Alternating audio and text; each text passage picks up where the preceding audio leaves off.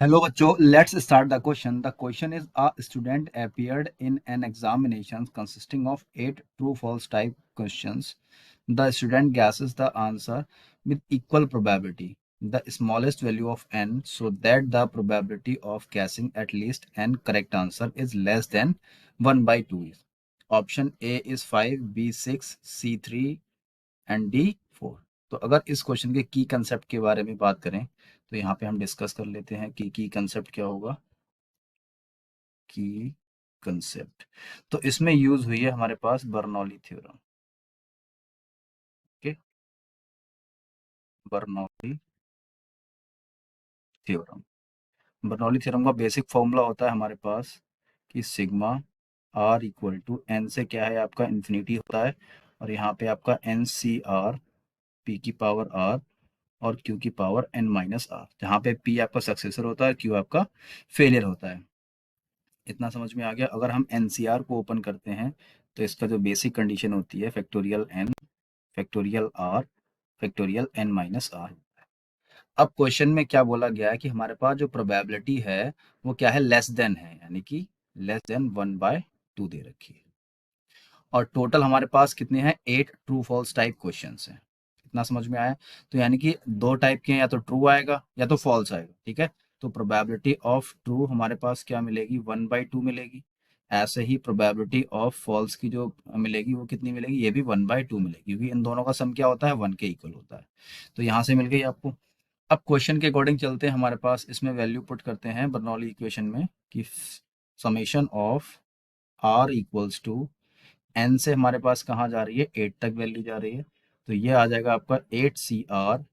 P कितना है आपका, 1/2 है. इसका होल पावर कितना हो जाएगा आपका, आर हो जाएगा. और क्यू का वैल्यू भी कितना दे रखा है, 1/2. ये हो जाएगा आपका 8 माइनस आर हो जाएगा. और लेसर देन क्या हो जाएगा, ये वैल्यू किससे है, 1/2 से है, क्योंकि प्रोबेबिलिटी क्या है, लेसर देन 1/2 है. अब इन दोनों का बेस सेम है तो पावर ऐड हो जाएंगे, यानी आर से आर कैंसिल हो जाएगा. जब आर से आर कैंसिल हो जाएगा तो हमारे पास क्या रह जाएगा, r equals to n to 8 C r 1/2 की होल पावर कितना रह जाएगा, 8 रह जाएगा.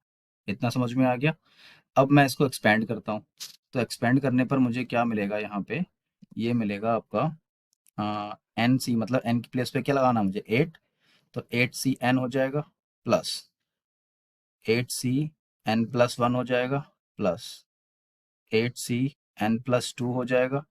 अब 1/2 की होल पावर 8 सभी में कॉमन आ रही है, तो यहाँ कहाँ तक जाएगा आपका, 8 तक जाएगा. तो होल पावर कितनी हो जाएगी, 1/2 की पावर 8 हो जाएगी, लेसर देन आपका 1/2. अब 2 की पावर 8 से हम क्या करेंगे, दोनों साइड में मल्टीप्लाई करा देंगे, और यहाँ पे 2 ऑलरेडी दे रखा है तो यहाँ क्या बचेगा, 2 की पावर 7. अब 2 की पावर 7 को कैलकुलेट करेंगे तो कितना मिलेगा, 128 मिलेगा. यानी कि इक्वेशन क्या आ जाएगी आपकी, 8 CN+1 8 CN+2 test test test आपका 8 C 8 हो जाएगा. और लेसर देन क्या हो जाएगा, 128 आ जाएगा. ये आपकी इक्वेशन नंबर फर्स्ट आ गई. यहाँ तक समझ में आ गया होगा आपको. अब देखो, आपने जो बेसिक कंडीशंस हैं आपको पता होगी कि अगर मान लो आपका NC0 plus NC1 plus NC2 dash dash है आपका NCN तक, इसकी जो स्टैंडर्ड वैल्यू होती है हमारे पास 2 की पावर n, इसका बेसिक फॉर्मूला होता है. तो अगर मैं यहाँ पे n की जगह क्या है, 8, इसकी वैल्यू अगर मैं फाइंड करूँ तो यहाँ पे आ जाएगा आपका 8C0 8C1 8C2 dash dash क्या हो जाएगा आपका, 8C 8 हो जाएगा यहाँ पे. इतना समझ में आ गया. यहाँ पे आपका n मान लो. ओके. तो ये मिलेगा आपको 2 की पावर यहाँ पे क्या मिलेगा, 8. अगर इसको सॉल्व करूंगा तो ये हो जाएगा 256 हो जाएगा. इतना समझ में आया. अब देखो, अगर मैं यहाँ पे n की प्लेस पे कुछ वैल्यू प्लेस करता हूँ तो मुझे ये कंडीशन मिलने लगेगी. ठीक है. तो यहाँ से आ जाएगा, और जो ये कंडीशन है वो कितनी हो जाएगी, 256 के इक्वल हो जाएगी. ठीक है. तो मैं यहाँ पे क्या करता हूँ, यहाँ पे मैं वैल्यू पुट करता हूँ, 256 वैल्यू पुट करता हूँ. समझ में आ रहा है ना.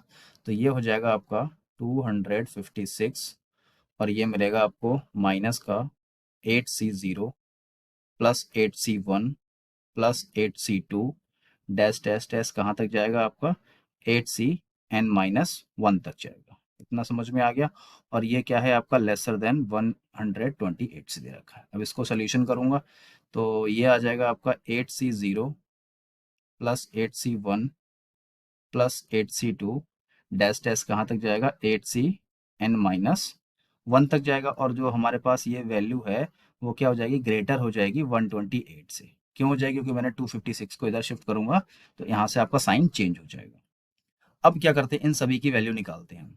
देखते हैं 128 से कहाँ पे आपकी वैल्यू ग्रेटर होती है। ठीक है, तो अगर मैंने 8C0 को सॉल्व किया तो यहाँ से मुझे 1 मिलेगा, प्लस 8C1 को मैंने सॉल्व किया तो यहाँ से आपको क्या मिलेगा, 8 मिलेगा। और 8C2 को सॉल्व करूंगा तो यहाँ से मुझे क्या मिलेगा, आपका 28 मिलेगा, प्लस अब 56 को ऐड करूंगा यहाँ पे 8C3 का वैल्यू मिलेगा। अगर मैं इनको सम करता हूँ और एक वैल्यू हमारे पास और है 70, यानी कि क्या है ये 8C4 की वैल्यू है। इसको अगर मैंने एडिशन किया, ठीक है, तो ये क्या मिल रही है 128 से ग्रेटर मिल रही है।